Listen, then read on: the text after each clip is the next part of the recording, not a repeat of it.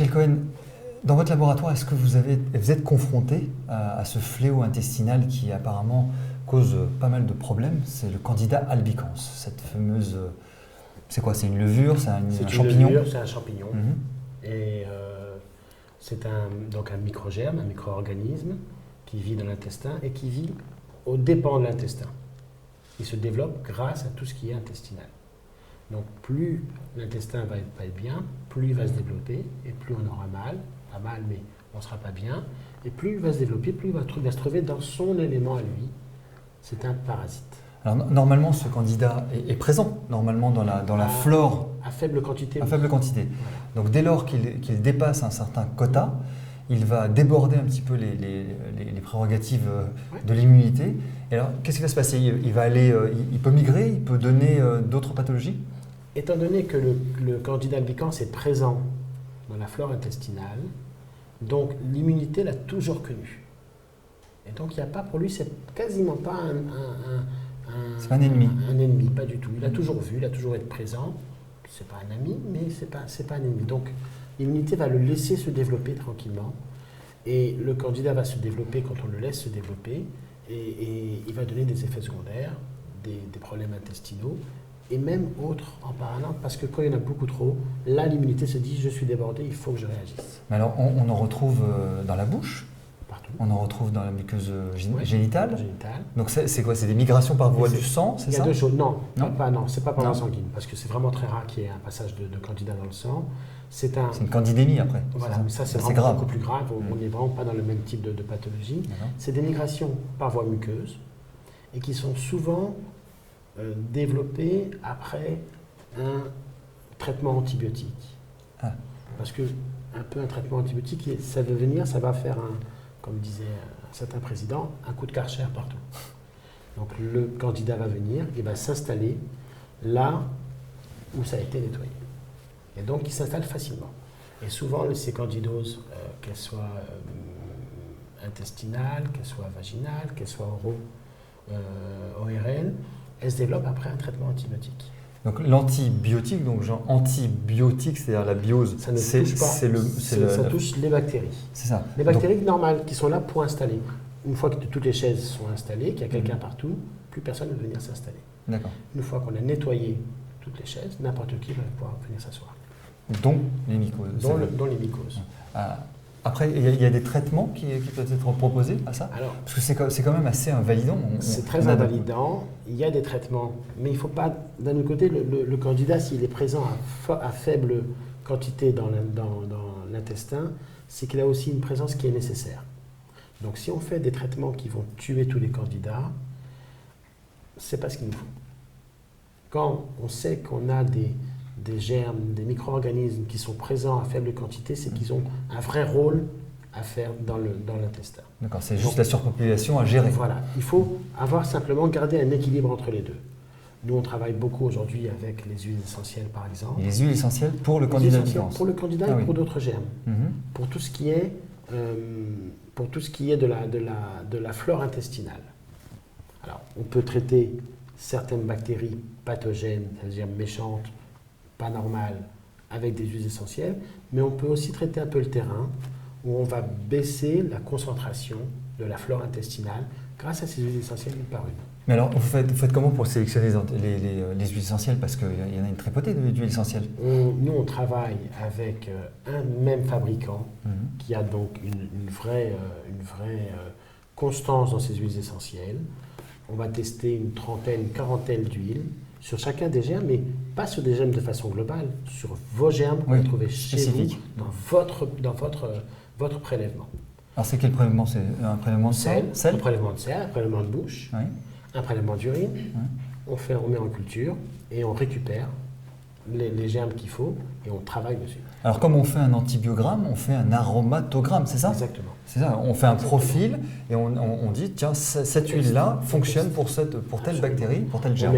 On met alors, pour façon, c'est encore un peu de la cuisine, on prend une gélose, on met nos germes partout, on met sur la moitié des antibiotiques, des gouttes d'antibiotiques, sur l'autre moitié des gouttes d'huile essentielle, Et on voit quel est le diamètre qui va inhiber la croissance de ces bactéries. D'accord. Donc ça donne un contrôle de la population, ce que vous disiez. Une fois que ça a été contrôlé, une fois que la population a été rabaissée à un niveau normal, sain, est-ce que ensuite la flore intestinale se développe différemment? Elle va se redévelopper naturellement. Il faut qu'on ait de la flore intestinale. C'est normal. Ça fait partie de tout le travail digestif d'avoir de la flore intestinale. À partir du moment où ça commence à augmenter trop, là, on n'est pas bien. Donc, tout ça, en fait, ce sont des effets secondaires d'antibiotiques. Souvent, ou bien certains produits comme tout ce qui est à base de sucre, où à partir du moment où vous mettez du sucre devant des bactéries, elles se multiplient, remultiplient. D'accord. Donc, une des règles alimentaires draconiennes, est-ce que j'exagère si je dis j'ai très envie de sucre et en permanence envie de sucre? Est-ce que c'est un indicateur clinique qui nous permettrait de dire attention, tu nourris tes levures? C'est tout à fait vrai. C'est tout à fait vrai. C'est assez effrayant de le dire comme ça, je nourris mes levures. levures. C'est-à-dire que nourris mes levures. Le sucre que vous mangez, au lieu de passer naturellement dans le sang, dans un équilibre simple, à partir du moment où on a beaucoup trop de Candida albicans, il va se servir de ce sucre pour lui, et vous allez souvent avoir des petites hypoglycémies. Donc on demande davantage. On va en redemander encore. Alors là encore, en fait, parce que ces thèses dont vous parlez, j'imagine que c'est des choses assez nouvelles. Ouais. C'est des médecins qui prescrivent ça? C'est des personnes qui s'intéressent... Des thérapeutes, tout type de médecins, des thérapeutes médecins ou non médecins, mais qui travaillent plus sur le terrain en lui-même. Ok, donc de la médecine plus préventive. Voilà. Parce que si on répète le même problème que l'antibiothérapie, c'est-à-dire j'ai un problème de Candida albicans, je vais envoyer un produit anti-candida qui marche super bien, chimique, qui va me nettoyer tous les candidats, mais il y a un autre germe qui va venir, qui va dire les places sont libres, je m'y installe. C'est inextricable. Donc il faut... Donc c'est plutôt un travail de terrain. On a un peu trop de flore intestinale, on le traite avec des huiles, ça la redescend, on ne le tue pas tous. On crée de l'équilibre en fait. On crée un bon équilibre, c'est vraiment un bon équilibre. Donc on revient sur l'équilibrage alimentaire et on revient sur des produits naturels qui marchent bien. Et le mode d'ingestion des huiles essentielles, c'est par voie orale? Par voie orale. Par voie orale. Ouais. Donc c'est encapsulé pour passer l'estomac parce que l'estomac est super acide. Et après ça va directement. Justement, parlons de l'estomac. Il n'y aurait pas un petit germe aussi là-dedans qui foutrait un petit peu la pagaille? Il y a un germe qui est une révolution dans la médecine. Donc c'est un truc qui est microscopique, qui s'appelle l'Helicobacter pylori. Comment ça s'appelle? L'Helicobacter pylori. L'hélicoptère Quasiment. C'est une révolution en médecine. C'est ce germe qui va donner les gastrites, les ulcères et tous ces problèmes gastriques qui avant étaient traités par la chirurgie. Donc vous preniez un patient il y a 20 ans, il venait avec un gros ulcère, on l'hospitalisait en urgence, on l'opérait en urgence, on lui enlevait son estomac, on le renvoyait après à la maison. Maintenant, vous avez le même patient qui arrive, on lui donne un antibiotique, on va guérir de l'Helicobacter pylori, on va vérifier qu'il n'est plus présent. Ça, ce sont des tests qu'on fera. Mais pour le même patient, il y avait deux voies totalement différentes. La chirurgie en urgence et un traitement antibiotique à la maison. C'est extraordinaire. Cet hélicobacter, il provient d'où? Il est présent normalement dans la... Non, théoriquement non. C'est un germe qui est dans l'estomac et qui est surtout... Alors l'estomac, il a une spécificité, c'est qu'on a un pH qui est très, très, très, très acide. Le pH, c'est le taux d'acidité de l'estomac. Donc théoriquement, tous les germes qui passent par l'estomac, ils sont tous tués par l'acidité de l'estomac. L'hélicobacter est un germe qui est résistant. Alors, est-ce qu'il y a une influence avec les antiacides? Est-ce qu'il y a une augmentation de l'Helicobacter pylori en prenant plus d'antiacides? Probablement. Mais c'est vrai que le problème de l'hélicobacter, c'est que les recherches, il y a deux types de recherches pour voir l'hélicobacter.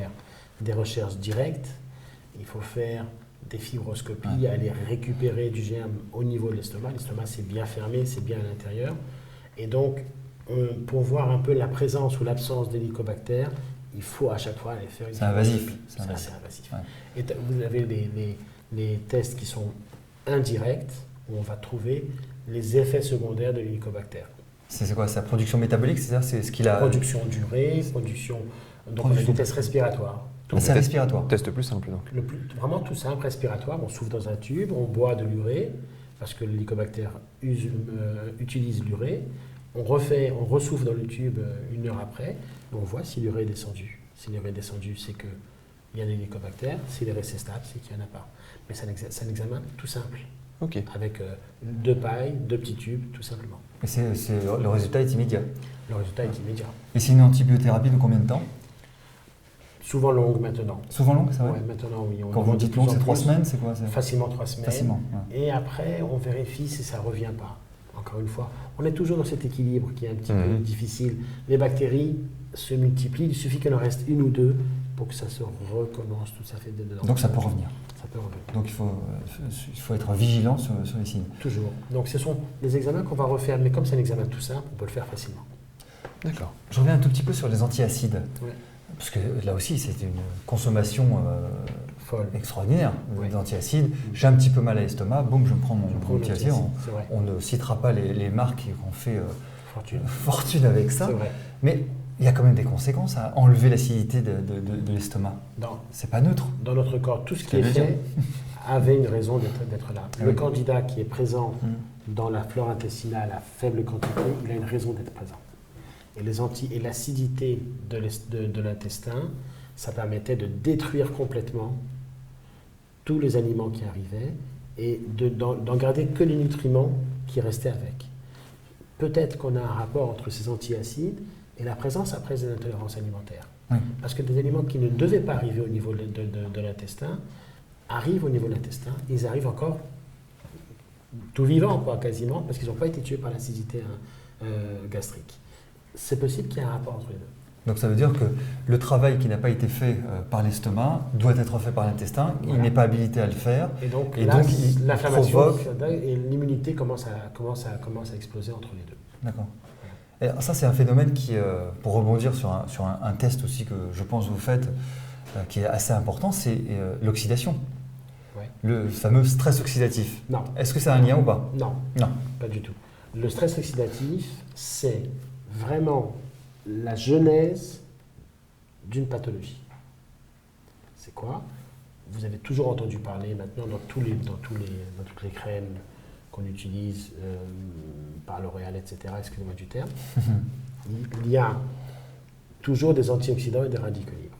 Les radicaux libres, ce sont des produits qui vont attaquer la cellule, qui vont détruire les cellules, l'extérieur et même l'ADN. Les antioxydants, c'est le bouclier qui nous protège des radicaux libres. Le stress oxydatif, c'est la balance entre ces radicaux libres agressifs et les antioxydants. Une capacité de défense. Qui sont les boucliers qui nous utilisent. Donc, il nous faut une balance entre les deux. C'est toujours nécessaire d'avoir un tout petit peu de radicaux libres. Ça nous permet d'éliminer toutes les cellules qui sont de mauvaise qualité, etc. Mais à partir d'un moment où ça devient beaucoup plus important, ça va même abîmer les bonnes cellules et ça va nous donner plein de pathologies qui vont avec. Pathologies cardiovasculaires, diabète, pathologies génétiques, tout est lié à ça. Donc, c'est la genèse de tous les maux. Avant la partie métabolique, chimique, c'est le stress oxydatif. On peut dire que c'est un indicateur? C'est un super indicateur. Qu'est-ce qui le fait varier, justement? Qu'est-ce qui nous fait varier? L'augmentation des radicaux libres va nous donner un stress oxydatif qui va attaquer de plus en plus de cellules. Et donc l'augmentation des radicaux libres ouais. vient de quoi exactement? Est-ce qu'on sait identifier ça? D'où ça vient? Il y a 10 000 raisons. On ne sait pas véritablement d'où vient la cause de l'augmentation des radicaux libres, mais on sait surtout, on retrouve, je répète toujours un peu les mêmes choses, mais c'est notre balance qui est importante. C'est la balance radicaux-antioxydants. Donc des facteurs favorisants comme le tabac, comme la pollution, la mauvaise alimentation. Et c'est pas parce que c'est un stress oxydant que c'est lié au stress mental. Pas du tout. Pas du tout, ça n'a rien à voir. C'est un stress électrochimique. C'est ça, c'est une agression électrochimique. C'est une agression électrochimique. Et aujourd'hui, on parle beaucoup des radicaux libres pour toutes les crèmes. On parle beaucoup des antioxydants dans tous les produits qu'on mange. À la publicité, vous entendez parler enrichi en antioxydants parce que ça nous permet de lutter contre ces radicaux libres. Ah, la supplémentation alimentaire est efficace là-dessus? On parle de coenzyme Q10, on parle de vitamine A, C, E, de sélénium, etc. Le sélénium, tout ça c'est très intéressant parce que ce sont des produits qui sont antioxydants et qui vont lutter contre la façon pro-oxydante des radicaux libres. Mais ne pas oublier que l'oxydation est quand même utile à notre corps. Il ne faut pas, comme tout équilibre. Les radicaux libres sont là aussi, à l'origine, les radicaux libres sont là pour éliminer les cellules anormales. On parle d'agression. Je pense qu'il y a un sujet qui est assez en tendance en ce moment, c'est une petite agression avec une petite bestiole, une tique, qui viendrait nous piquer et nous donner une petite bactérie. Là, on va dans des choses très importantes. Ouais. Il se passe qu'aujourd'hui, quand on fait des recherches un peu plus poussées, on retrouve cette bactérie dans le sang de façon un peu beaucoup plus régulière qu'on pensait avant. Alors, est-ce qu'on va arriver au même problème que le Mycobacter? Il y a beaucoup de gens qui y croient. C'est le Lyme, hein, c'est ça? C'est le Lyme.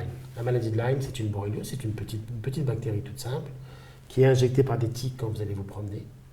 Donc elle va, elle prélève son sang parce qu'elle en profite, et pendant qu'elle prélève le sang, elle injecte une borréliose qui va nous donner une grosse pathologie à l'origine, des douleurs, des plaques, etc. Mais après, petit à petit, elle va faire son cycle dans notre corps et elle va donner des anomalies régulières, froides, chroniques, avec des anomalies neurologiques. Donc pas facile à détecter, c'est ça? Pas du tout. Il y a un gros problème qui va avec. Alors, c'est vraiment un sujet à caution aujourd'hui. Tout le monde en discute.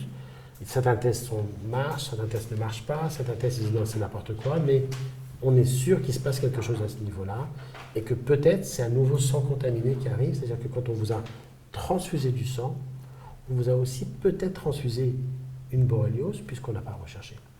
D'accord. On va rechercher le sida, on va rechercher l'hépatite C, on va rechercher l'hépatite B. Donc tous les sangs contaminés avec les 3 points-là vont être éliminés, mais on n'a jamais recherché le Lyme, on n'a jamais recherché la borréliose, et probablement qu'on a transmis la borréliose à d'autres personnes. D'accord. Donc le laboratoire d'analyse médicale, notre partenaire sur pas mal de signes cliniques. On est à Carrefour. On est au Carrefour. Je crois qu'il n'y a pas une spécialité médicale avec qui on ne travaille pas. On essaye à chaque fois d'apporter notre savoir-faire, de le donner au médecin, qui à chaque fois, lui, va faire sa propre interprétation. Merci Michel Cohen. Merci Michel Cohen. Merci beaucoup.